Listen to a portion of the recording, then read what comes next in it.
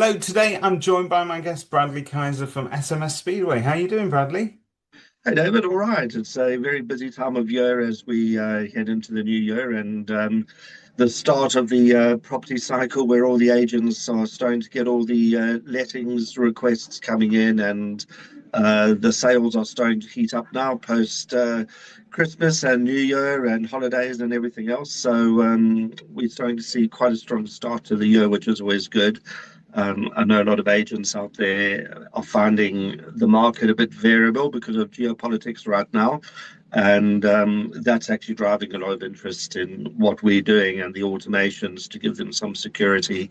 So we've been very busy. How about your good self? Yeah, we're always busy. We always enjoy talking to the best and the brightest in our industry, both on the agent side and the supplier side. And ladies and gentlemen, I'm glad to tell you that we're joined by one of the greats here, who's been helping agents to communicate with their customers and their audiences for a long, long time.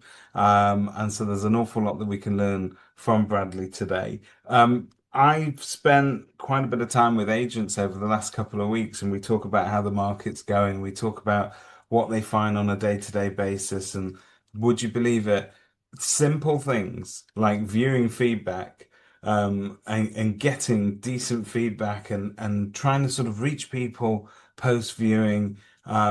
We need the feedback, whether it's good or it's bad. I think that a lot of us work on the basis that if it's good, i.e., they're interested in the property, they'll make an effort to communicate with us because we have something that they want. But there's an awful lot of times where they aren't going to proceed with that property, but you need the feedback anyway to manage the expectations of the vendor who spent all day cleaning up and moving out the house just so you could show it around. And also they need to know what people thought of their house. And if you're an agent and you're advising your customer, the only way that you can do that and frame it authentically is by saying, look, this is, the market has spoken. And what the market is saying about your property is X, Y, and Z. And sometimes we can spend hours chasing people on the phone to do that. There is a smarter, better way to do it, and I'm hoping you can show us how to turn some viewings into offers, and talk to us about a feedback workflow that agencies are actually using today, to great effect. Well, that's a great introduction, David. Thanks. Bluntly, if you don't do feedback, you're leaving money on the table, and you're leaving money on the table in more than one way. First of all, if someone wants to move ahead with the property, the whole point of showing them the property is to be able to progress the transaction. If you're not following up immediately and saying, do you want to go ahead or not? Ask that golden question and then act on it. So the minute you've got a yes, get that offer in, move that transaction along. It's such a competitive environment. You might have had a yes, but then someone down the road has actually snaffled your commission and, is progressing it. And we do see quite a bit of this actually. Not a huge amount, but there's a consistent level of this sort of lost transaction, lost opportunity that our customers report to us before they put these automations in. And that's the whole point of having these automations. So after a viewing has happened, then we get that question to them, do you want to proceed or not? Now, we follow up with a few more questions just to be able to determine, if it's negative, what's going wrong, Yeah. why would that be What's the negative? reason that you don't want to proceed? Yeah. Exactly. Because that person showed up to the viewing. They've got money to spend. They want to do a transaction. There may be a few tire kickers, but generally, if someone's making the effort to go to viewings, they want to purchase a property. They want to proceed with something. So if you just say, "Oh well, okay, fine then," and just leave them, you're losing a future transaction with another property that might be better. So what we do is we get the questions in front of them and in a way that's highly likely to get a response. Because the other problem with feedback is no one likes feedback. You can't even go to motorway services these days without having to press a smiley face or an unhappy face. How It's clean just was the everywhere. toilet? Yeah, that sort of thing. Yeah. Yeah, yeah. Well, thank you for buying your coffee. Can we ask you a quick question about the quality of the coffee or the service so getting that feedback is difficult.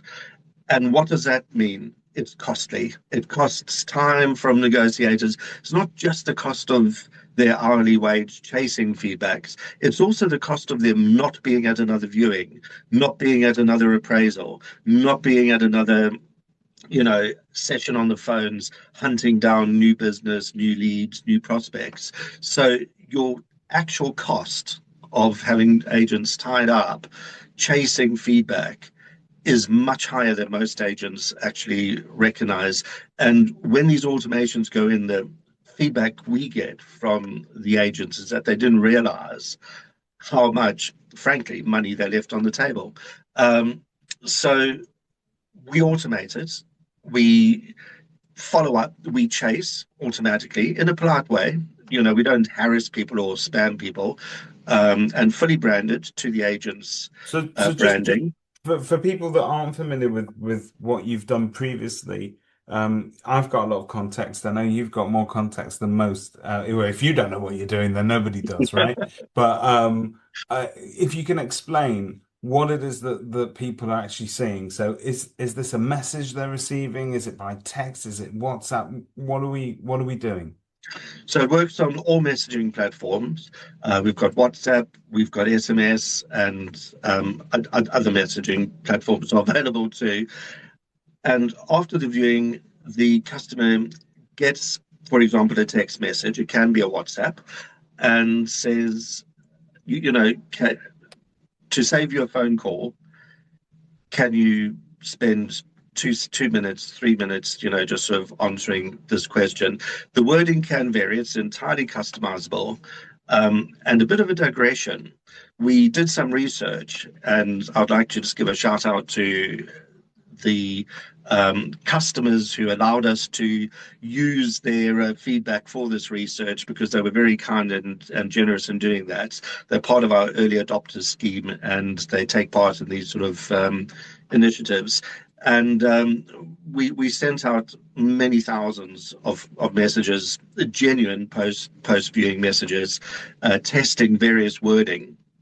Do you know that the response rate, depending on the wording, just the wording, okay, varied from 6% response rates to 90% up to 100% during the sample size response rate? The same questions that we were going to ask, the same timing, but the wording makes a difference. And the good old British public never fails to amuse us. So most people think that when you send a feedback out, you do something like ask what did you think of the property, or we would like to get some feedback. Most people put the word feedback in the sentence, and or do you mind if we ask you about the property, something like that. If you're using that wording, bad news, you're failing miserably. You, you're at the bottom. You've got, I won't say you're at the bottom of the pile because that's rude, but let's just say you've got room for improvement in the new way that they phrase things in school curricula And these and and I days. suppose that's just simple human psychology. Certain phrases, certain words, certain ways of asking better questions gets better answers, right? Absolutely. I'm delaying slightly so the people who watch this can think, what is the best wording? I'm going to tell you. The number one best way to phrase something is to avoid a phone call or um, click on the link to tell us what you thought. Otherwise, we will call you. Sort of not quite as aggressively phrased as that, but the most effective was to avoid a phone call. Can you please tell us, on the associated link, because every single one of us don't want to be called. We would prefer just to click on the phone and give our feedback. This correlates with other data we collected during the pandemic when we were asking about mental health and that on behalf of council. So it's not just in a state agency that people don't want to get called. Generally, people prefer answering questions and preferences on the phone. Number two, okay, that had in excess of a 90% success rate, okay, in the sample size. In the real world, you would get slightly lower, but it's the best response. But the second best response is no worries if it's a no, or no worries if it's a low rating. Do you give Okay, them so an you out? you give them an out, we still need to know.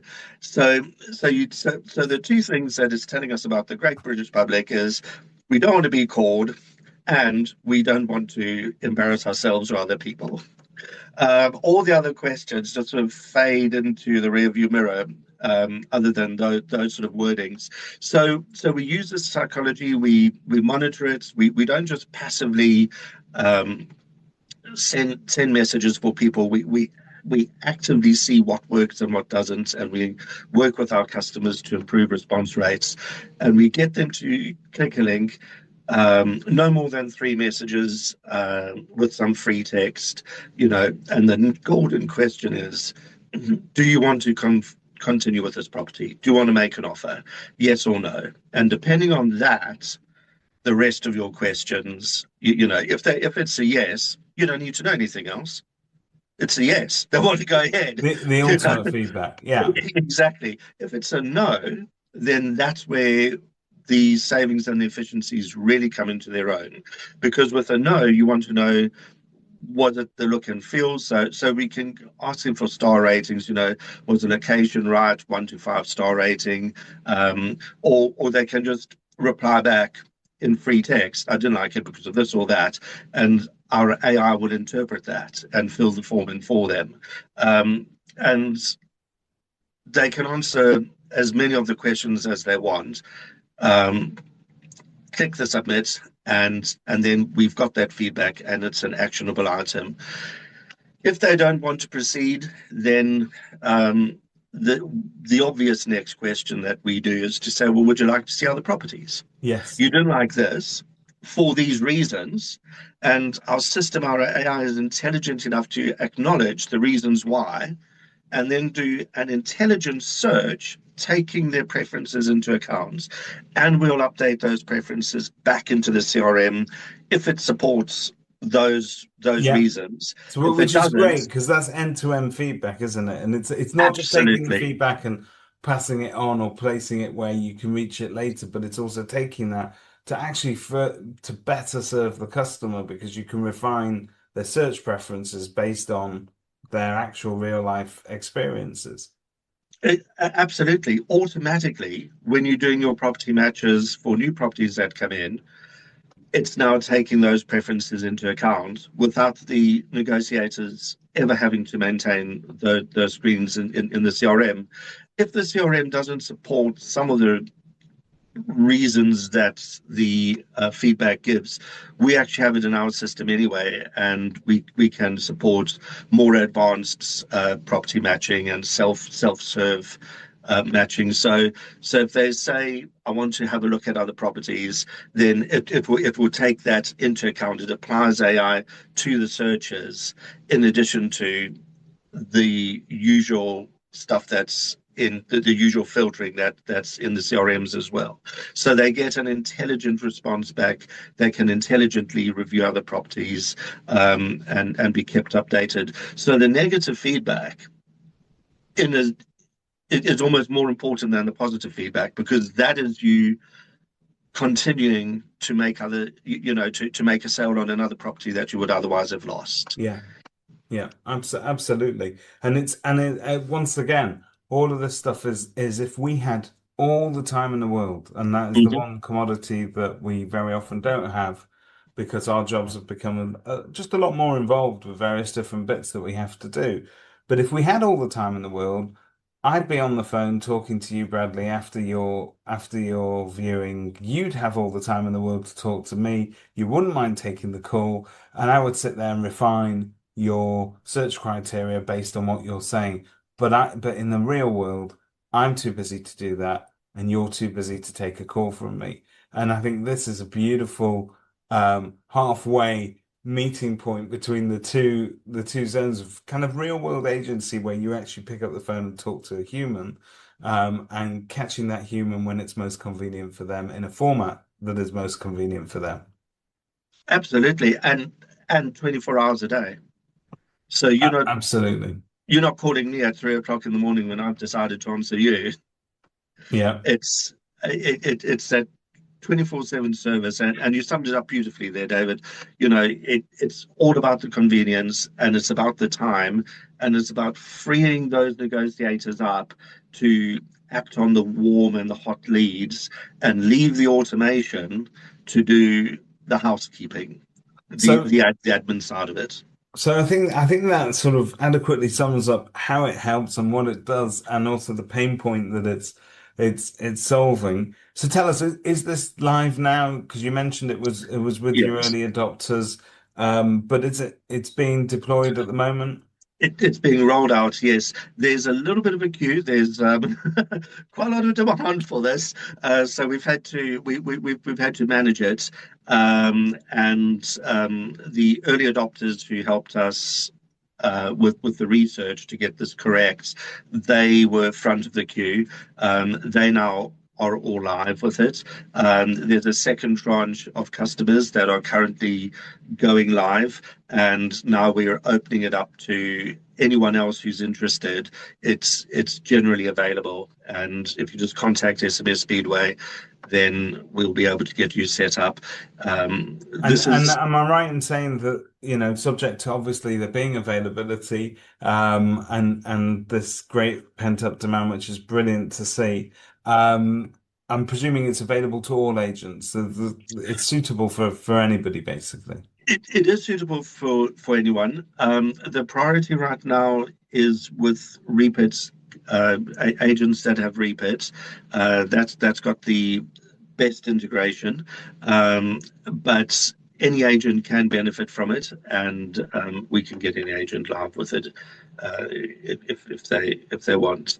Um, but you're going to have to just if you see this and you're interested, get hold of us because because there is a bit of a queue, and expect there to be at the moment we currently have between a 2 to 3 week delay with implementation. Okay. That's just because it does take our staff to configure it and just to make sure that we've got the wording right and the branding right and everything. So it is customized to each agency. We can advise you on to, for example, as to the correct number of follow up. So of chaser messages and the wording, and also what happens if we don't succeed. Then the feedback system will notify the negotiator and say, look, we've tried our best. We've tried to contact them 3 times, for example, if it's set to try 3 times, and we didn't succeed. So we will assume they're not interested, but you might have a go at it. Um, so that sort of configuration, do they want it to go back to the negotiator? Do they want it to go to a customer service team? Do Yeah. they not want us to do anything? Do they just want to assume that there's, a negative, and the person, just isn't going to give them feedback? I refuse to believe that the good agents are not listening to feedback. No, no, no, no, no, no. So, Bradley, what practically speaking, what's the sort of cost of this? It's £150 setup and £50 service fee a month. Okay, that sounds reasonable and easy. It if you're an agent and you're going to take on a new instruction, and you're sitting opposite the vendor and you say, oh, we're going to put up this board, we're going to have fantastic photographs, we're going to advertise it across all the portals, but you know what, after a feedback, after viewing, we're not going to bother following up with them, mate. If they're interested, they can call us in it. You're not going to win that instruction, are you? It's one of those weird markets as well, I think, where we've got vendors and sellers who want to sell, but they want to sell at their price, and they're not necessarily listening to Yeah, market feedback when we go to value for them. They're not necessarily taking out. I mean, why should they listen to us? We're only property professionals. We only do it every day of the week. But people come to the market with their own preconceptions, and they hmm, want the feedback to sort of prove them right. But very often we need the feedback as an educational tool. And I think that if you want to keep, so if you've got a property that might be slightly heavy in price, it's going to sit on the market for longer, which means those vendors need servicing, which means that they'll get itchy feet if you don't keep in hmm, regular contact with them. One of the hmm, best ways that you can keep them where you want them and what's useful is to give them the feedback and to say, look, this is what we're doing, this is what we're hearing, and we can't change where the property is, we can't change the direction yeah, it faces in, but yeah. these are certain things that we can do, but we can most certainly look at the pricing and the positioning of it. And I think that leads to a much better informed conversation rather than, nah, yeah, Bradley came to look at it, wasn't for him.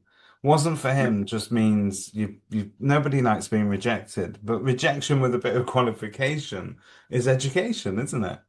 Absolutely. But also, it's an opportunity because that person who rejected this particular property might be interested in another one. Now, take from the point of view of the vendor, if you've shown someone another property, another buyer who hasn't signed up to view your property, and it turns out that actually there's something about your property that's really important to that person, without actually getting feedback from them, how would you ever know that they actually qualify for this particular property?